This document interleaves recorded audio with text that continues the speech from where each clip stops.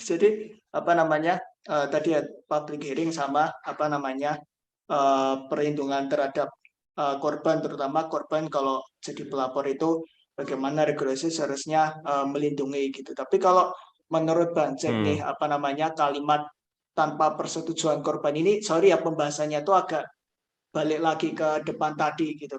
Apa namanya ya, membahas lagi secara umum permen ini.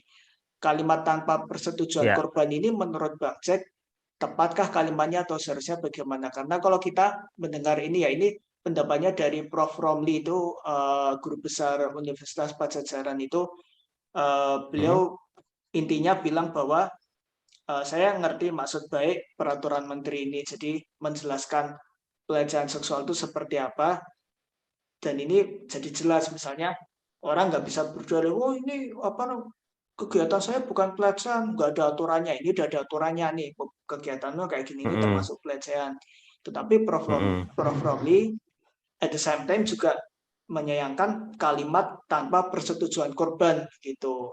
Nah hmm, itu kalau hmm. menurut Bang Cek apakah kalimat tanpa persetujuan itu sebetulnya sudah tepat atau memang kurang tepat atau harusnya bagaimana begitu? Eh, Mungkin kalau ditelaah lebih jauh, memang Hmm, balik lagi. Kalau kalau aku melihatnya adalah celahnya jadi ada beberapa yang terbuka gitu ya. oke.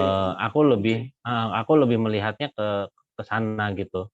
Hmm, Karena ketika ada statement apa tadi tanpa persetujuan persetujuan betul tanpa ya persetujuan tanpa korban. tanpa tanpa persetujuan korban, Hmm, eh, ini yang bisa di persetujuan korban itu yang bisa diputarbalikkan oke. sebenarnya.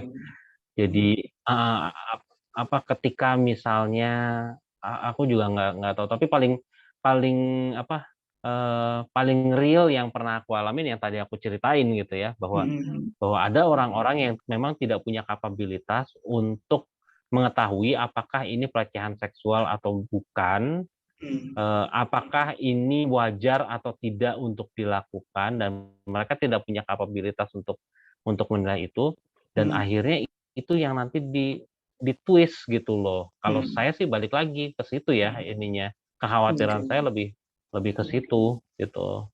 Jadi khawatir kalimat itu Karena yang itu hmm, ya, benar, khawatir kalimat itu yang nanti digunakan apakah itu di peradilan atau di kepolisian, atau mungkin bahkan ketika ketika pengaduan pun jangan-jangan nanti udah gugur gitu loh, ketika bilang oh enggak kok saya suka sama dia, dia juga suka gitu kan. Terus ya, si ya. anaknya juga yang mungkin karena dia ngerasa ngerasa tertekan atau malu, dia akhirnya mengakui, "Oh iya, saya suka." Oke. Karena apa ya, pelecehan seksual itu memang sesuatu yang sangat sangat rumit kalau menurut saya. Oke. Kayak gini deh, dua pasangan saling suka, Hmm, mungkin taruhlah mereka melakukan perbuatan yang sebenarnya melanggar inilah ya, melanggar norma lah gitu. hmm, hmm, Misalnya grepe-grepe deh gitu ya, hmm, hmm. sama-sama suka grepe-grepe, terus akhirnya lama-lama jadi persetubuhan gitu. Nah, tapi ketika Lama-lama kebablasan. persetubuhan, nah iya, apa ketika persetubuhan ini eh, ada kecenderungan dipaksakan oleh salah satu pihak, sementara pihak yang lain sebenarnya tidak terlalu nyaman untuk melakukan, Hmm, karena dia juga berpikir ya udahlah dia kan pacar gue gitu kan, misalnya kayak gitu ya, hmm, gitu. Nah, ini yang sebenarnya secara teknis sudah masuk ke dalam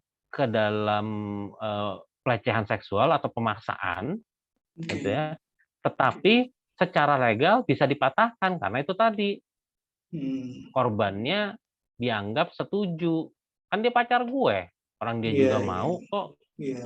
gitu. Dan dia mau ngelak, nggak Gitu. enak juga gitu. Begitu Dia ditanya mau ngelak polisi, nggak enak juga itu loh. Nah, masalahnya itu ini yang kadang-kadang teman-teman juga harus sensitif ya, harus sensitif dalam artian eh, jangan hanya melihat dari posisi hubungan seksualnya aja, tetapi apakah ada keterpaksaan ketika ketika menjalaninya gitu, meskipun bukan keterpaksaan yang sangat keras gitu ya, tapi ketika, salah satu pasangan yang memaksakan, "Udah nggak apa-apa, ayo deh kita," apa namanya, "udah tanggung nih," misalnya kayak gitu. Tapi ya salah satunya nggak nyaman, ya itu sebenarnya udah masuk kategori pemaksaan. betul. Dan Pem itu yang sangat sulit untuk dibuktikan, nah, apalagi dengan adanya kata-kata, apa namanya, tanpa korban, persetujuan. apa namanya, dengan persetujuan korban atau tanpa Iya, persetujuan korban, gitu. Sebenarnya kalau dia sudah melalui assessment bahwa ini adalah pelecehan seksual, ya udah ikutin assessment-nya aja, oke hasil oke oke. assessment-nya gitu. Makanya ininya harus jelas, Hmm. Pembuktiannya malah gitu. jadi sulit ya gitu. Jadi Iya, maksudnya peraturannya baik tapi apa ya mempersulit diri mungkin gitu ya kalau bahasa kita betul ya betul, bahasa orang awam. mhm Oke oke. Nah aku mhm. pengen tanya nih pas kalau undang-undang pencegahan kekerasan seksual aku yakin Bajek pasti tahu lah ya dan mungkin malah dilibatkan untuk draftingnya mungkin undang-undangnya ya bukan permennya ya. Ya, aku sih enggak sih, cuman ngikutin ini aja, ngikutin perkembangannya aja, Oke, tapi karena at rame, least at least public hearing-nya untuk mendengarkan aspirasi dari disabilitas, memahami perspektif dari disabilitas itu at least sudah cukup ya gitu. Kalau nggak salah mhm tuh mhm, aku lupa ya itu di pasal berapa itu kayak kalau nggak salah pasal 12. Jadi dia bilang apa namanya pelecehan sebagaimana dimaksud pasalnya ada delik aduan kecuali mmm, jika dilakukan terhadap anak penyandang disabilitas. Jadi kalau pelecehan itu dia dilakukan terhadap penyandang disabilitas tanpa perlu aduan pun dia sudah termasuk pidana begitu ya. Itu kan satu hal yang mhm. positif ya untuk penyandang disabilitas.